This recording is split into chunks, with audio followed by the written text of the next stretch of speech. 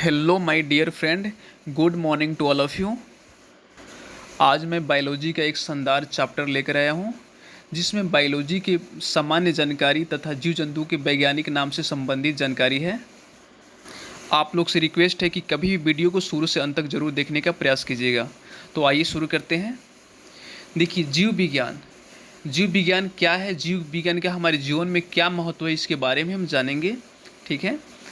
देखिए, विज्ञान की वह शाखा जिसके अंतर्गत जीवधारियों का अध्ययन किया जाता है जीव विज्ञान कहलाता है। ठीक है।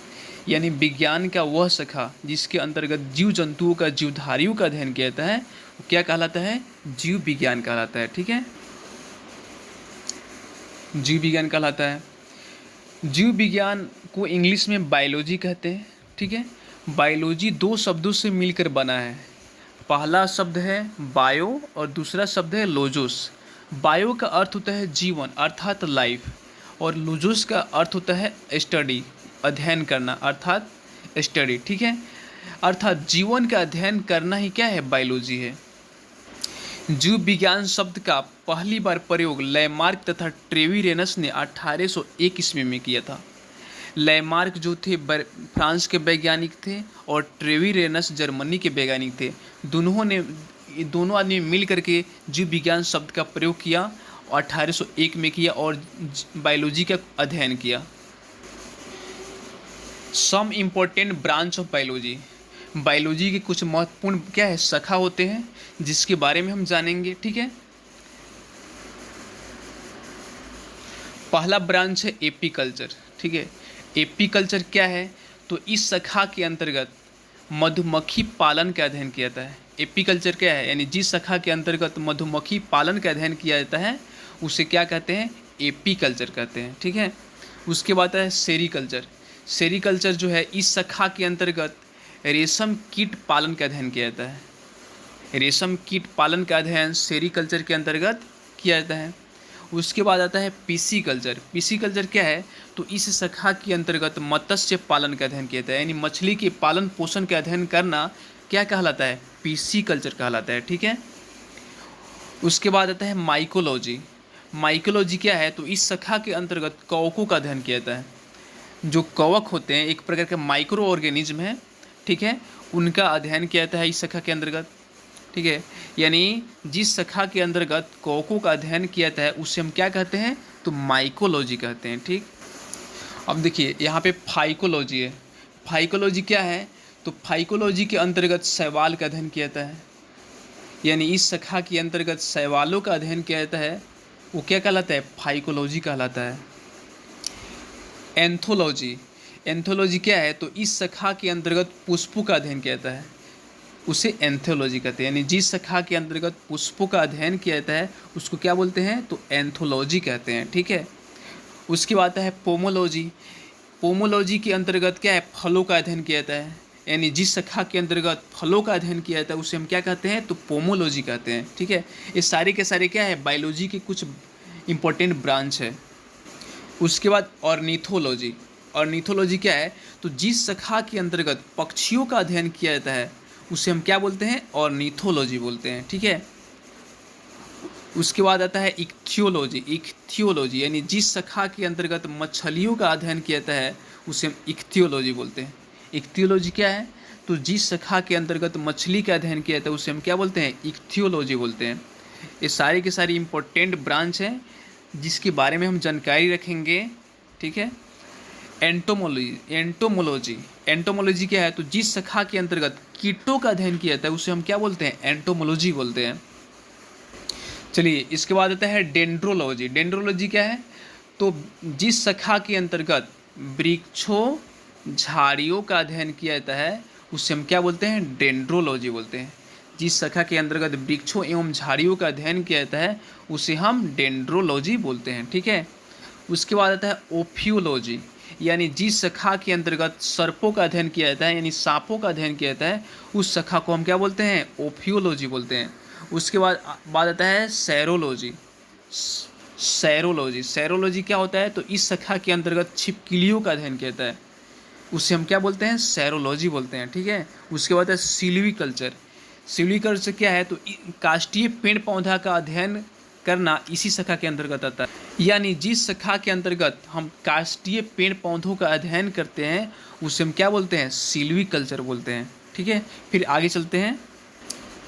उसके बाद आता है हॉर्टिकल्चर। हॉर्टिकल्चर क्या है, तो इस शाखा के अंतर्गत उद्यानों का अध्ययन किया जाता है। क्या किया जाता है, उद्यानों का अध्ययन करना क्या कहलाता है, हॉर्टिकल्चर कहलाता है। यानी जिस शाखा के अंतर्गत हम उद्यानों का अध्ययन करते हैं उसे हम क्या बोलते हैं, हॉर्टिकल्चर बोलते हैं। ठीक है, उसके बाद आता है फ्लोरिकल्चर। यानी फ्लोरिकल्चर क्या है, तो जिस शाखा के अंतर्गत फूलों की खेती का अध्ययन किया जाता है। ठीक है ना, फूलों की खेती कैसे किया जाना चाहिए कि फूल हमारे ग्रोथ करे, रंग बिरंगे फूलों का उपज हो, इस प्रकार से यानी फूलों की खेती का अध्ययन करना ही क्या कहलाएगा, तो फ्लोरिकल्चर कहलाएगा। ठीक है, उसके बाद अब देखिए, अब हम जानेंगे कि एक इम्पोर्टेंट वैज्ञानिक का नाम है अरस्तु। अरस्तु के बारे में जानेंगे। ठीक है, अरस्तु जो है, अरस्तु को जीव विज्ञान का जनक कहा जाता है, यानी father of biology. Father of biology किसे कहते हैं, किनको बोलते हैं, तो अरस्तु को बोलते हैं। ठीक है, क्योंकि अरस्तु जो है सर्वप्रथम पौधों एवं जंतुओं के जीवन के विभिन्न पक्षों का अध्ययन किया और अपना विचार प्रकट किया, इसलिए क्या है, अरस्तु को फादर ऑफ बायोलॉजी कहा जाता है। ठीक है, अरस्तु को जंतु विज्ञान का जनक, जंतु विज्ञान का भी जनक कहते हैं। अरस्तु को जीव विज्ञान का जनक या जंतु विज्ञान का जनक, दोनों का क्या कहते हैं, जनक बोलते हैं। ठीक है, एग्जाम में ऐसे भी आता है कि जीव विज्ञान का जनक हम किसको बोलते हैं, तो अरस्तु को बोलते हैं। फिर ऐसे भी पूछ सकता है कि जंतु विज्ञान का जनक किसको बोलते हैं, तो अरस्तु को ही बोलते हैं। ठीक, अरस्तु क्या थे, अरस्तु एक प्रसिद्ध ग्रीक दार्शनिक थे। अरस्तु ने समस्त जीवधारियों को दो समूहों में विभाजित किया। अरस्तु ने समस्त जीवधारियों को कितने समूहों में विभाजित किया, तो दो समूहों में विभाजित किया। पहला समूह क्या है, तो जंतु समूह है, और दूसरा समूह वनस्पति समूह है। ठीक है, उन्होंने, अरस्तु ने समस्त जीवधारियों को दो समूह में बांट दिया। पहला समूह का नाम क्या है, तो जंतु समूह, और दूसरा समूह का नाम क्या है, तो वनस्पति समूह। ठीक है, उसके बाद आते हैं एक दूसरा महान वैज्ञानिक लिनियस। एक लिनियस जो है ये भी क्या है, एक प्रकार के वैज्ञानिक हैं। इनका एक पुस्तक का नाम है सिस्टमा नेचर। सिस्टमा नेचर एक क्या है, एक लिनियस की एक पुस्तक है। इस पुस्तक में लिनियस ने समस्त जीवधारियों को दो जगतों में बांटा। कितने जगतों में बांटा, तो दो जगत में बांटा। वो कौन कौन जगत है, तो पहला जगत है पादप जगत, दूसरा एनिमल जगत, यानी एक प्लांट किंगडम, और दूसरा जंतु जगत यानी एनिमल किंगडम। ठीक है, लिनियस को आधुनिक वर्गीकी का पिता कहा जाता है। लिनियस को आधुनिक वर्गीकरण का क्या कहता है, पिता कहा जाता है। ठीक है, यानी father of modern taxonomy. Father of modern taxonomy किनको बोलते हैं, तो लिनियस को बोलते हैं। उसके बाद एक और महान वैज्ञानिक आते हैं जिनका नाम है व्हिटकर। क्या नाम है, व्हिटकर। इन्होंने समस्त जीवों को 5 जगत प्रणाली में वर्गीकृत किया। व्हिटकर ने इस पृथ्वी पर जितने भी जीव जंतु है, सारे जीव जंतु को इन्होंने 5 जगत प्रणाली में बांट दिया, यानी 5 किंगडम क्लासिफिकेशन ऑफ ऑर्गेनिज्म। ठीक है, पहला जगत का नाम है मोनेरा जगत, यानी मोनेरा किंगडम। उसके बाद प्रोटिस्टा किंगडम, प्लांट किंगडम, फुनगी यानी कवक किंगडम और जंतु किंगडम यानी एनिमल किंगडम। ठीक है, मोनेरा जगत, प्रोटिस्टा जगत, पादप जगत, कवक जगत और जंतु जगत, इन 5 जगतों में व्हिटकर वैज्ञानिक ने समस्त जीव जंतुओं को बांट दिया।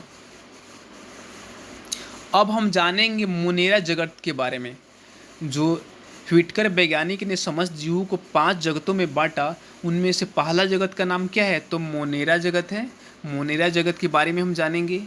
सभी प्रोकैरियोटिक जीव जैसे जीवाणु, साइनोबैक्टीरिया तथा आर्कीबैक्टीरिया को इसी जगत में शामिल किया गया है। यानी सभी प्रोकैरियोटिक जीव जो होते हैं वो सारे के सारे क्या है, मोनेरा जगत में आते हैं। ठीक है, उसके बाद आता है प्रोटिस्टा जगत।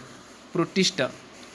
इसमें सभी प्रकार के यूकैरियोटिक जीव यानी एक कोशिकीय जीव को शामिल किया गया है। ठीक है।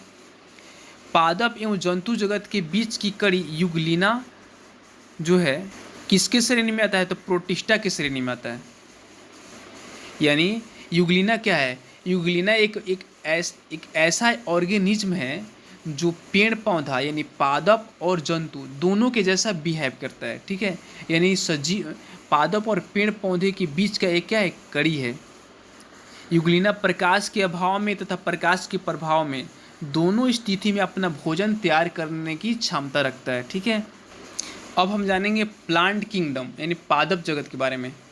यानी सभी रंगीन बहुकोशिकीय प्रकाश संश्लेषी उत्पादक जीव को इसी जगत में शामिल किया गया है। सभी रंगीन बहुकोशिकीय प्रकाश संश्लेषी उत्पादक जीव को क्या किस में शामिल किया गया? तो पादप जगत में शामिल किया गया है। जैसे शैवाल, मौस, पुष्पीय तथा अपुष्पीय बीजीय पौधे इसी जगत में आते हैं। ठीक है। उसके बाद आता है कवक यानी फुंगी किंगडम। ठीक है ना। कवक जगत के बारे में जानेंगे। इस जगत में वे यूकैरियोटिक तथा परपोषी जीवधारी शामिल किए गए हैं जिनमें अवशोषण द्वारा पोषण होता है। ठीक है। जिनमें अवशोषण के द्वारा पोषण होता है उसको कवक जगत में शामिल किया गया है। इस जगत में सभी जीव इतरपोषी होते हैं। इस जगत के सभी जीव परजीवी अथवा मृतोपरजीवी होते हैं। ठीक है। इस जगत के सभी जीव क्या होते हैं? मृतोपरजीवी होते हैं। इस जगत के सभी जीव की कोशिका काइटिन की बनी होती है। यानी कवक जगत में जितने भी जीव आते हैं सबकी कोशिका किसकी बनी होती है? तो काइटिन की बनी होती है। एग्जाम में ऐसे भी क्वेश्चन आता है कि कवक की कोशिका किसकी बनी होती है? तो कवक की कोशिका काइटिन की बनी होती है। चलिए इसके बाद जानेंगे। अच्छा, इसके बाद कुछ इम्पोर्टेंट एक नोट्स है इसके बारे में जानेंगे। कवक जो होता है ना, कवक का कोशिका भित्ति काइटिन नामक जटिल शर्करा की बनी होती है। कवक की जो कोशिका होती है वो किसकी बनी होती है? तो काइटिन नामक एक प्रकार के जटिल शर्करा होता है उसी का बनी होती है। ठीक है। उसके बाद आता है जंतु जगत। इस जगत में सभी बहुकोशिकीय जीव को शामिल किया गया है जो जंतु भोजी होते हैं। कहने का अर्थ है कि जंतु जगत में सभी के सभी क्या है? बहुकोशिकीय जीव को शामिल किया गया है जो क्या होते हैं? जंतु भोजी होते हैं। यानी जीव जंतु का शिकार करके अपना भोजन जो है ग्रहण करते हैं, अपना भोजन की आपूर्ति को पूरा करते हैं। ठीक है। उसके बाद पढ़ेंगे जंतु जगत में सम्मिलित जीव को क्या कहते हैं? मेटाजोआ कहते हैं। जंतु जगत में जितने भी जीव को सम्मिलित किया गया है उसको मेटाजोआ भी कहते हैं। जैसे हाइड्रा, कृमि, सितारा मछली, सरीसृप, उभयचर पक्षी तथा स्तनधारी, ये सभी जीव एनिमल जगत के अंतर्गत आते हैं। किसके जगत आते हैं? तो एनिमल जगत के अंतर्गत आते हैं। ठीक है। जीवों के नामकरण की द्विनामपत्ति। अब हम जानेंगे, हमारे हेडिंग है जीवों के नामकरण की द्विनामपत्ति यानी बाइनोमियल नोमेक्लेचर। द्विनामपत्ति के बारे में जानेंगे कि जीवों के जो नाम रखे जाते हैं, वैज्ञानिक जब नाम रखते हैं तो वो नाम किस तरीका से रखते हैं, किस तरह से उसको डेकोरेट करते हैं। ठीक है।